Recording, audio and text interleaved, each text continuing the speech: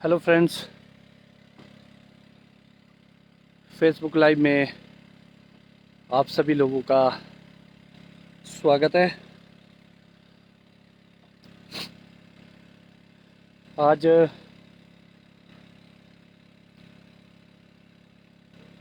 बागवानों की डिमांड पे हमारी बागवानी की बातें कार्यक्रम फेसबुक लाइव पे हो रहा है। इस वक्त की जो स्थिति है, ऑलमोस्ट लो हाइट्स में पेटल फॉल हो चुका है। कई जगह पेटल फॉल से थोड़ा आगे स्टेज निकल गई है। फेसबुक लाइव थोड़ी देरी से बनी क्योंकि इस साल की जो फ्लावरिंग थी वो बहुत ही अनइवन थी। जहाँ मैं इस वक्त खड़ा हूँ, चुम्बन 5500 की हाइट पे है ये ऑर्चर्ड, और यहाँ पर कई जगह अभी भी कुछ प्लांट्स में पेटल फॉल हो रहा है और कुछ दाने ऑलमोस्ट 60 to 70% जो फ्रूट है वो हमारा लगभग पीनट साइज़ के आसपास पहुँच चुका है। बागवान भाइयों, ये एक बहुत ही महत्वपूर्ण वक्त है इस वक्त पेटल फॉल का। आज हम दो चीज़ों पर बातें करेंगे। एक हमारी पियर और दूसरा हमारा एप्पल। तो सबसे पहले मैं पियर के विषय में बात करना चाहूँगा आप सभी लोगों से। बहुत सारे फ़ोन कॉल मैसेजेस इसी के रिगार्डिंग ज़्यादा आ रहे थे। पियर में आपकी रस्टिंग आती है, किन किन कारणों से आती है, या एप्पल में आपकी रस्टिंग आती है, किन कारणों से आती है। तो बागवान भाइयों, आज हम नाशपाती से शुरू करेंगे। तो जो नाशपाती है, इसमें पेटल फॉल ऑलमोस्ट हो चुका है सभी लोगों के। थोड़ा सा मैं लेट भी हूँ नाशपाती की लाइफ के लिए। अगर आप देखेंगे आपके ऑर्चर्ड में जो पियर्स है उसको आप ज़रूर आइडेंटिफाई कीजिए। ये एक बहुत ही महत्वपूर्ण वक्त है जब आपको अपने ऑर्चर्ड की मॉनिटरिंग करनी है। बागवानी ऐसे बिल्कुल भी नहीं हो सकती कि आप अपने ऑर्चर्ड से दूर रहे और बगीचों की ऑब्जर्वेशन करें। आजकल ऑब्जर्वेशन करना बहुत ही ज़रूरी है। ऑर्चर्ड में किस तरह के चेंजेस आ रहे हैं, कोई इंसेक्ट है या कोई अदर चीज़ें हैं। तो जो पियर का विषय है, अगर आप देखेंगे आजकल पेटल फॉल के बाद आपकी नाशपाती थोड़ी ऊपर से घूम गई होगी, तिरछी हो गई होगी। तो तिरछी होने का मतलब क्या है? तिरछी होने का मतलब है जो दो बड़े रीज़न है रस्टिंग के पियर में। एक रीज़न आपके ऑर्चर्ड में आ चुका है ऑलरेडी। एक छोटा सा इंसेक्ट रात के वक्त आता है और उस पियर को पीछे से खुरच लेता है। एक दो जगह से जैसे ही खुरचेगा आपकी पियर लगभग ऐसे ऐसे आकार की, धनुष आकार की बन जाएगी।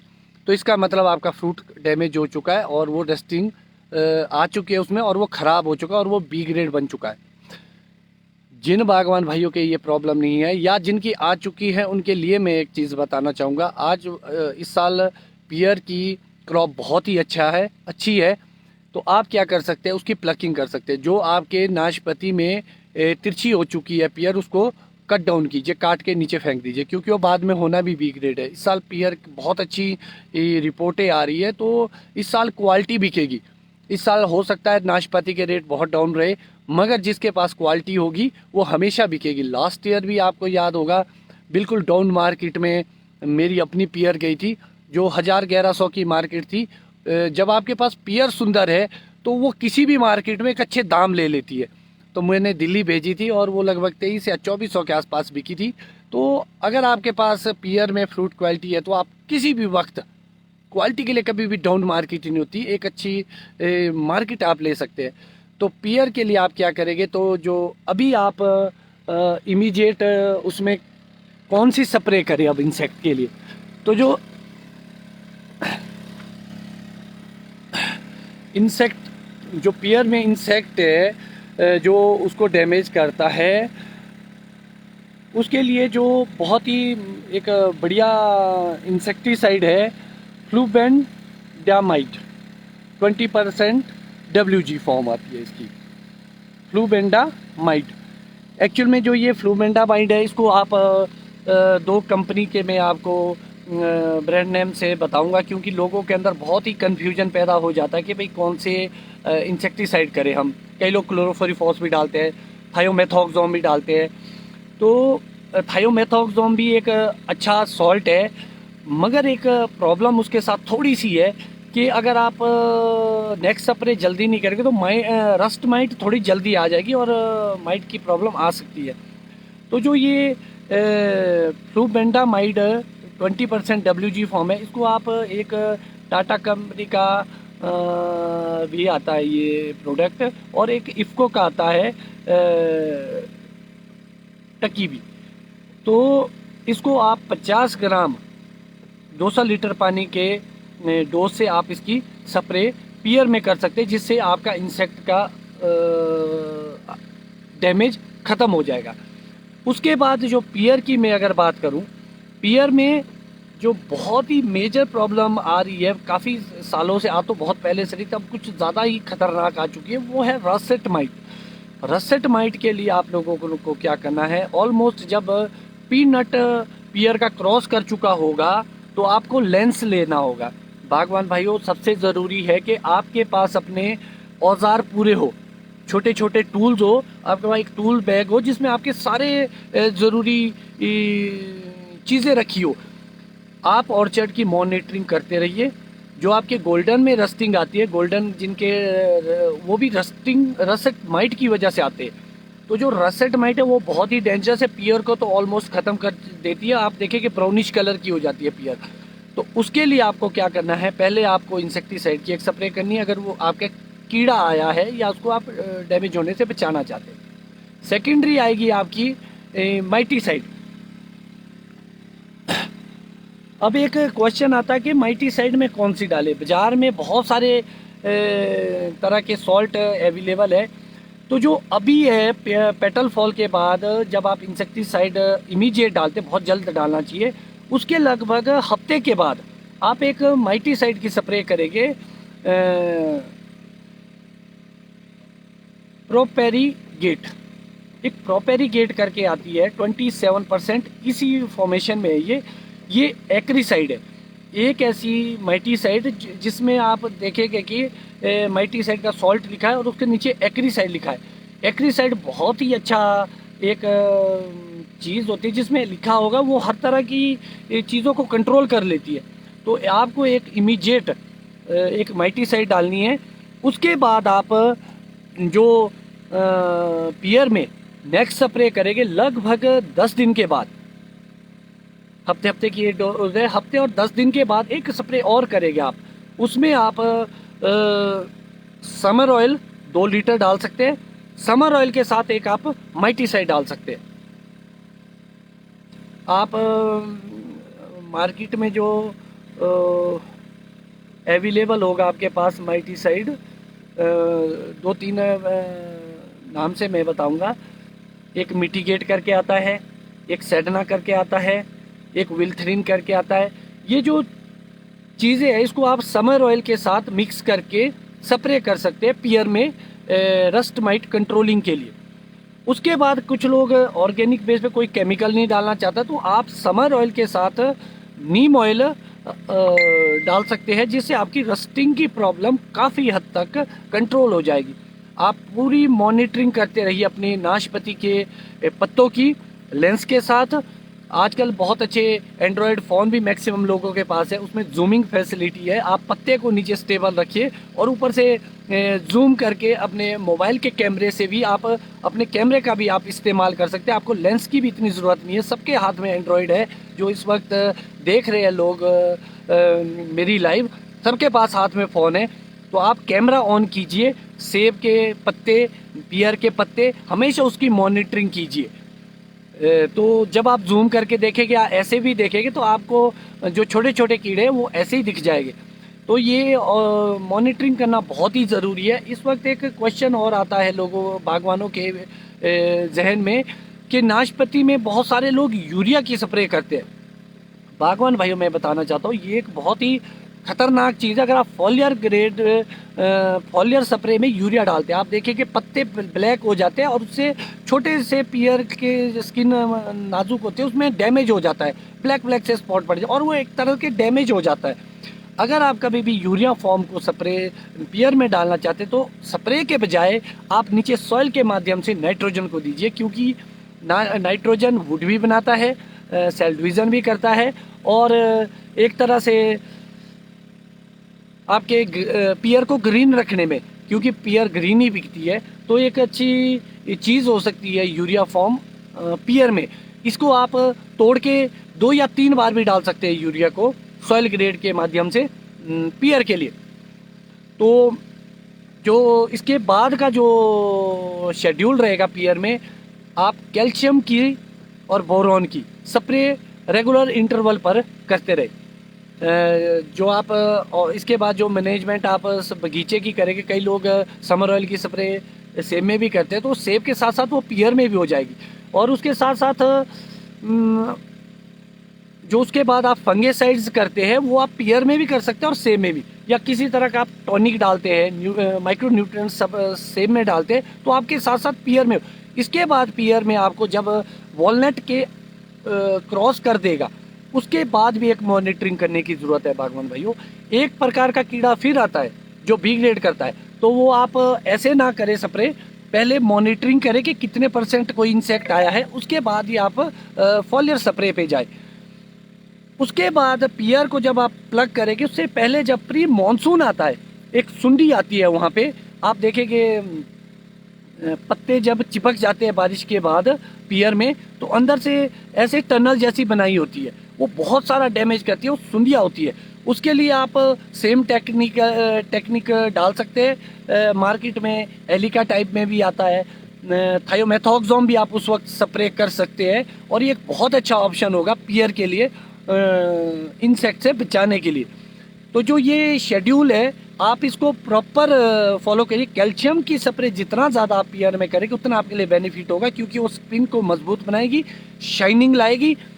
और कैल्शियम हमेशा विथ मैग्नीशियम और बोरॉन डाले, साथ मैग्नीशियम आपके क्लोरोफिल भी बनाएगा पियर में, और आपके सेल डिवीज़न में भी मदद करेगा। इसके बाद जो बात आती है वो आती है हमारे, इससे पहले मैं एक बार पियर में और जाना चाहूँगा। हमारे मैक्सिमम बागवान पियर की मेहनत नहीं करते, बाद में परेशान हो जाते कि पियर ख़राब होगी, हमारी गंदी होती है। ये गंदी नहीं होती है, अगर आप इसको अच्छे वे में अच्छे तरीके से मैनेज करेंगे तो मुझे नहीं लगता कि पियर के बराबर पैसा कभी सेब दे पाएगा, क्योंकि सेब हमेशा रंग के आधार पे बिकता है और पियर हमेशा ग्रीन ही बिकती है और लगभग अच्छे दाम लेती है अगर आपके पास एक अच्छी पियर है।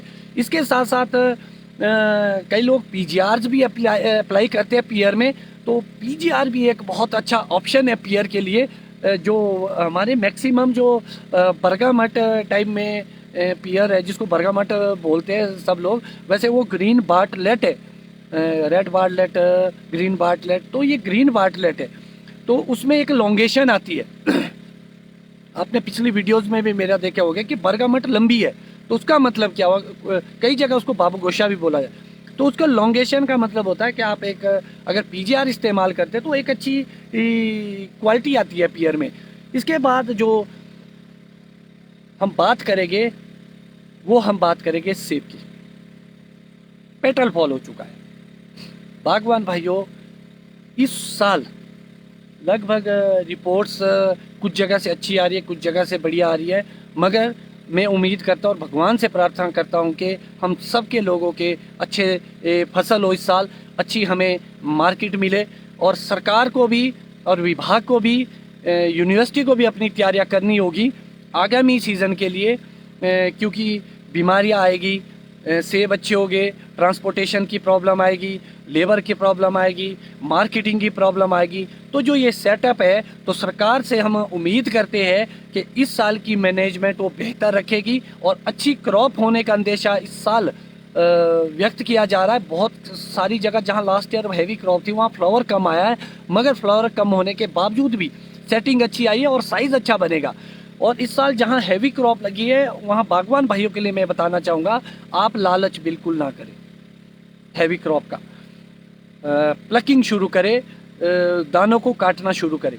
बहुत छोटा और कम गुणवत्ता वाला सेब उगाने से अच्छा है एक आप अच्छा गुणवत्ता वाला सेब पैदा करें अपने ऑर्चर्ड में।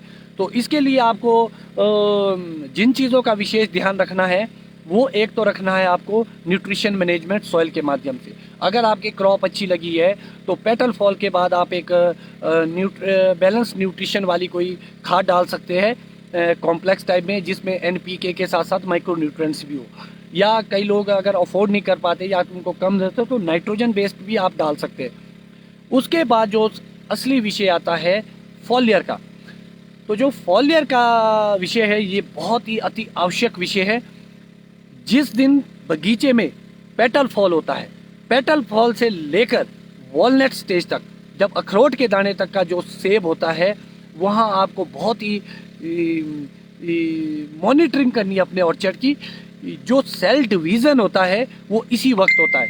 पेटल फॉल से लेकर वॉलनट स्टेज तक सेल का डिवीज़न होगा और वॉलनट स्टेज के बाद सेब तोड़ने तक सेल्स की डेवलपमेंट होगी। आपकी गुणवत्ता, आपका साइज़, आपका कलर इस चीज़ पे डिपेंड करेगा कि आपका कितनी अच्छे तरीके से सेल का डिवीज़न हुआ है।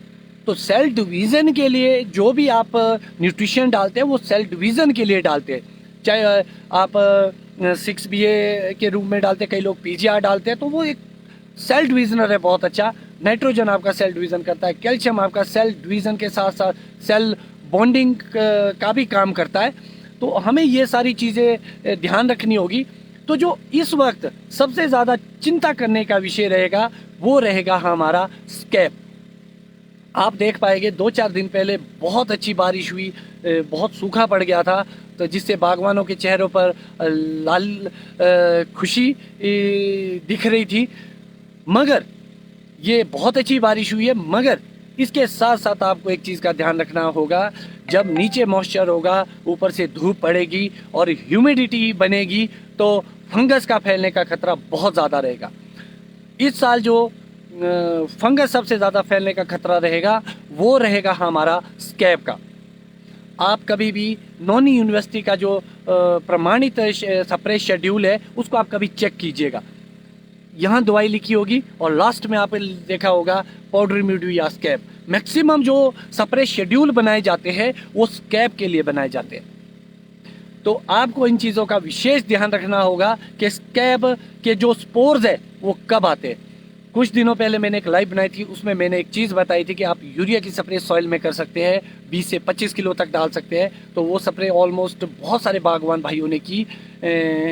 तो इसके लिए आप बधाई के पात्र भी है कि आप एक मॉरल रिस्पॉन्सिबिलिटी समझ के आप ऑर्चर्ड मैनेजमेंट में आ चुके हैं। इसके बाद जो इसके स्पोर्स है जो अभी हवा में उड़ेंगे और हमारे पत्तों पे या फ्रूट के ऊपर जाएंगे स्कैब के, वो फैलने का बहुत ज़्यादा चांस है। अभी आप देखेंगे कुछ साल पहले हमारा जो स्प्रे शेड्यूल होता था, जो इवन मैं भी गाइड करता था लोगों को, हम हल्के मॉलिक्यूल डलवाते थे स्टार्टिंग फेज पे।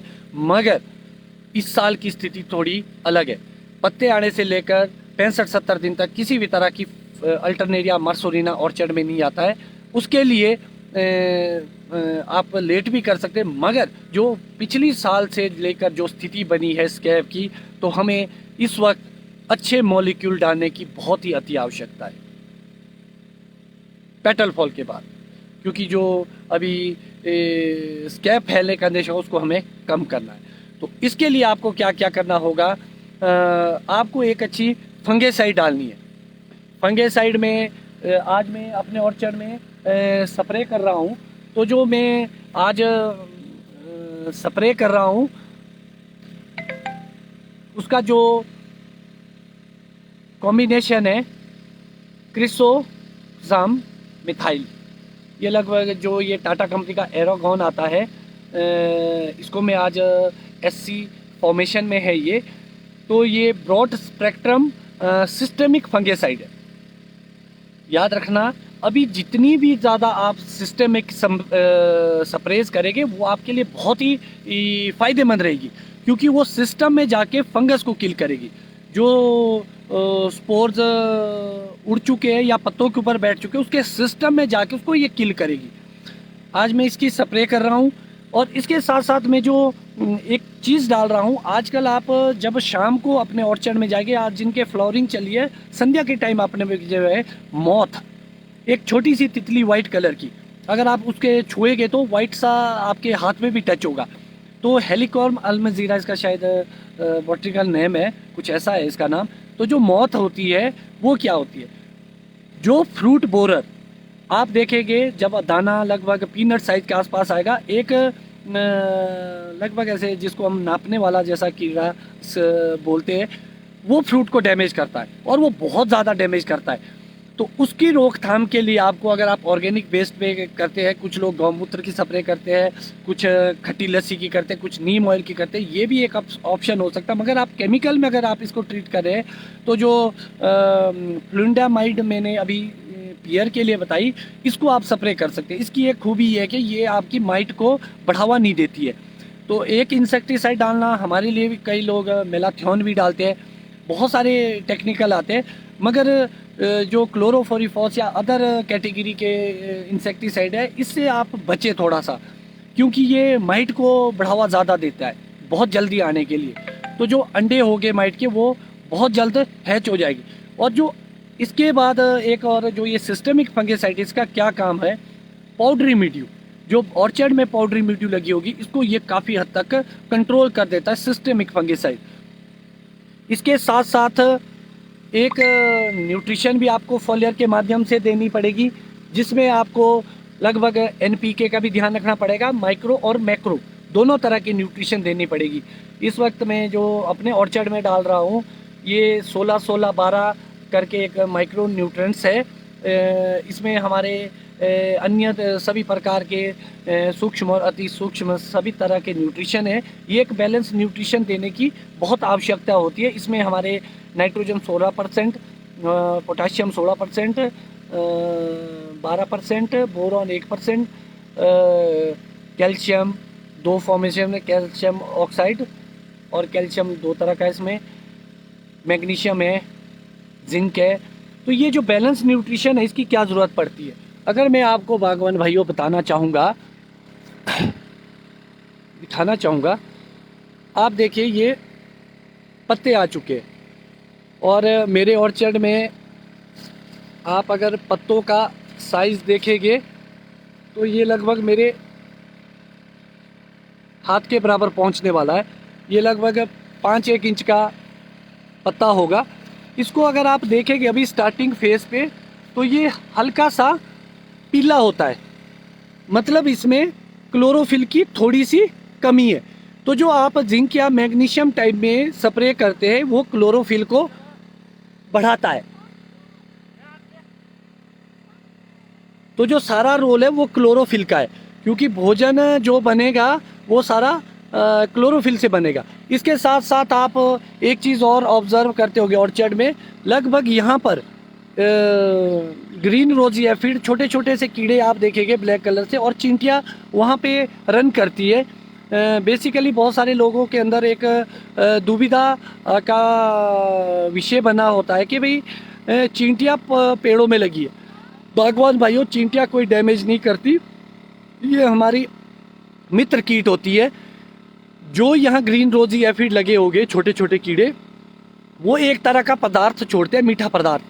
तो जो चींटियाँ होगी वो उसको खाने आती है, वो आपको डैमेज नहीं करती।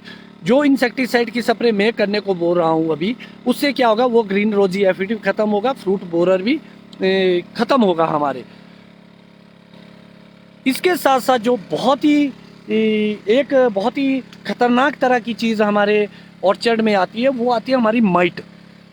आपको तैयार रहना पड़ेगा, इमीडिएट पीनट के आसपास ही आपको माइटीसाइड की स्प्रे करनी है।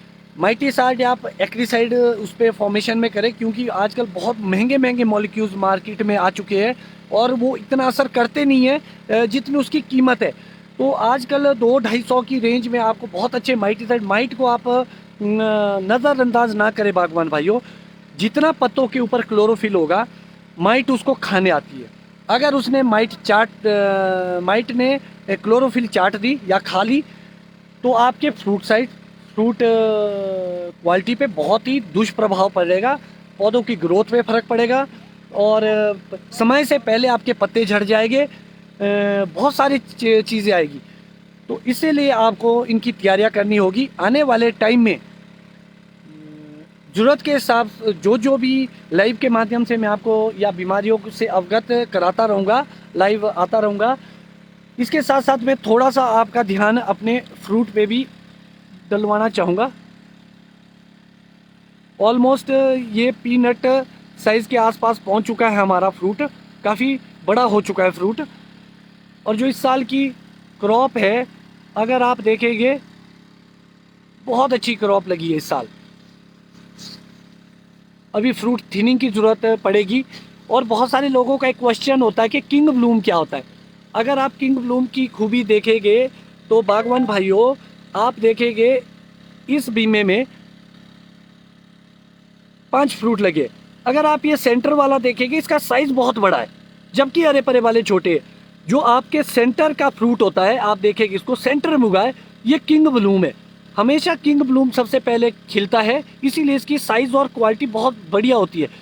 जिस दिन आप फ्रूट थिनिंग पे जाते हैं या किंग ब्लूम की बात होती है, तो जब आप फ्रूट थिनिंग करेंगे तो आप इन साइड वाले फ्रूट्स को काट लेंगे या तोड़ देंगे इस तरीके से। जैसे ही आपने ये फ्रूट कट डाउन किए, आप देखिए नेचुरल सी लेयर बनी है फ्रूट के ऊपर, बहुत ही शानदार। और फ्रूट लॉन्गेशन आप देखेंगे, फ्रूट क्वालिटी आप देखेंगे तो अभी से इम्प्रूव हो चुका है ये फ्रूट। ये देखिए, ये 5 लोब की ओर जा चुका है। और बहुत सारे लोगों को रस्टिंग की प्रॉब्लम, अगर आप देखेंगे बहुत सारे लोगों को अभी पीछे रस्टिंग दिख जाएगी। मतलब आपकी प्रैक्टिस में कहीं प्रॉब्लम है, आपने कोई गलत चीज़ की है जिसकी वजह से डैमेज। आजकल कोई ऐसी गलत स्प्रे ना करे बागवान भाइयों, इतना सा छोटा फ्रूट है, अगर ये डैमेज हो गया तो रस्टिंग आ जाएगी।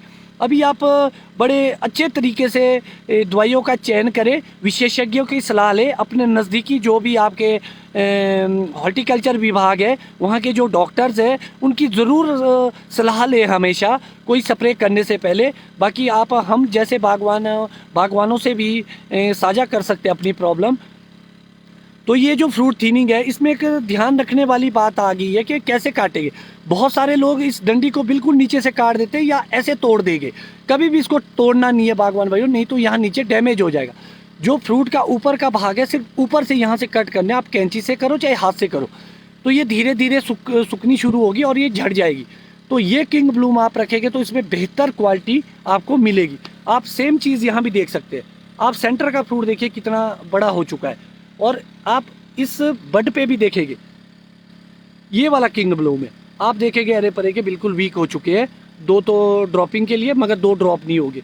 इसलिए हमारा जो किंग ब्लूम है, वो सेंटर का जो दाना होगा वो किंग ब्लूम का फ्रूट है हमारे।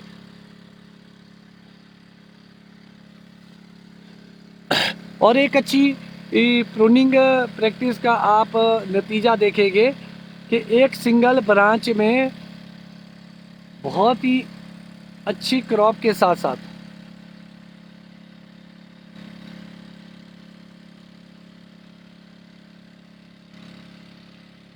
टिल एंड तक देखिए आप।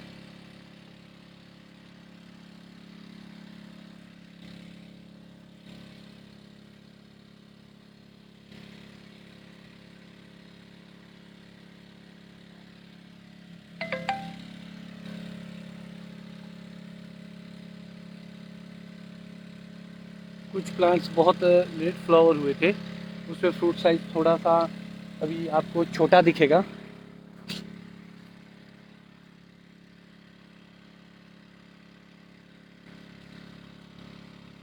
फ्रूट क्वालिटी देखिए आप।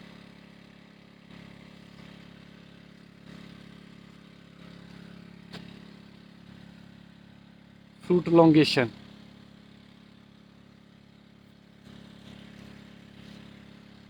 रोज़ चर्चा का विषय बना हुआ है पीजीआर। आज आप पीजीआर की क्वालिटी देखिए। इस साल सुमिटोमो कंपनी ने भी ट्रायल के लिए पीजीआर दिया था। जो पीजीआर के धुर विरोधी है, शायद उनके लिए एक अच्छा जवाब होगा ये फ्रूट क्वालिटी।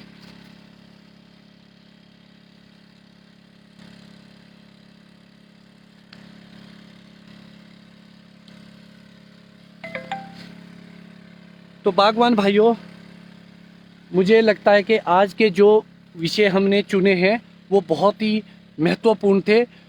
उम्मीद करते हैं कि आप इन सभी चीज़ों पर फोकस करेंगे, अपने बागीचों में रहेंगे और अपने बगीचों की मॉनिटरिंग करते रहेंगे। अगर कभी भी आपको किसी तरह की प्रॉब्लम आती है, आप मुझे व्हाट्सएप पे भी भेज सकते हैं, फेसबुक पे भी आप मेरे को फ़ोटोग्राफ्स भेज सकते हैं, जहां से हम आइडेंटिफाई कर सकते हैं। या तो आप नज़दीकी जो भी हमारा हॉर्टिकल्चर विभाग होगा, आप वहाँ भी कोऑर्डिनेट कर सकते हैं। और किसी भी तरह की अगर आप चेंजिंग देखते हैं अपने बगीचे। और एक चीज़ और दिखाना चाहूँगा, मैं भूल चुका था, कई जगह आपको लगभग ऐसे ऐसे पत्ते दिखेंगे आजकल, थोड़े डॉटेड, रेड डॉट, कोई पीले। तो बहुत सारे कंपनीज वाले आजकल क्या कर रहे हैं, लोगों को गुमराह कर रहे हैं कि स्कैब आ गई है। अभी बागवान भाई स्कैब नहीं आए। पहले अगर आपने स्कैब चेक करनी है, अपने गूगल पे जाइए, स्कैब लिखिए, एप्पल स्कैब, उस पर शो हो गए सिम्टम्स पत्तों पे या फ्रूट पे कैसा होता है स्कैब। पहले आपने ये देखना है। कंपनीज और दुकानदार के बहकावे में आप लोग बिल्कुल ना आए। ये बेसिकली जो अभी मुड़न है, ये क्लोरिटिकली लीफ कर्ल वायरस है। और एक जो येलो कलर में पीले जैसे दाग स्पॉट पड़ते हैं, वो मोज़ैक वायरस है। इन दोनों वायरस का आज तक कोई इलाज नहीं है पूरी दुनिया में। इसके लिए आपको पौधा ही अप्रूट करके ख़त्म करना पड़ेगा, डिस्ट्रॉय करना पड़ेगा।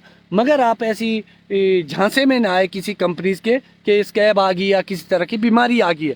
और कभी भी बिना मतलब की कोई स्प्रे ना करे, पहले मॉनिटरिंग करिए।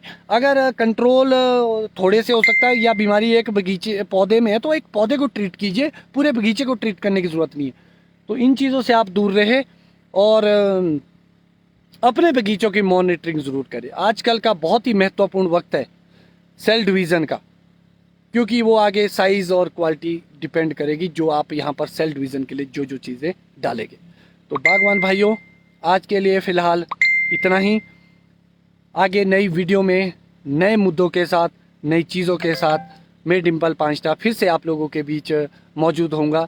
तब तक के लिए धन्यवाद। जय हिंद, जय भारत, जय किसान, जय हिमाचल।